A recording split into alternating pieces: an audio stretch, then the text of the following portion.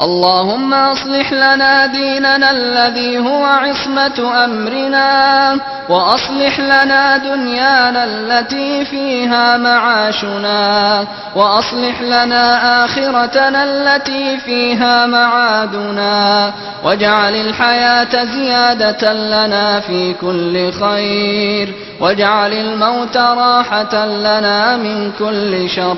اللهم إنا نسألك فعل الخيرات وترك المنكرات وحب المساكين، وأن تغفر لنا وترحمنا، وإذا أردت فتنة في قوم فتوفنا غير مفتونين. ونسألك حبك وحب من يحبك وحب عمل يقربنا إلى حبك يا رب العالمين.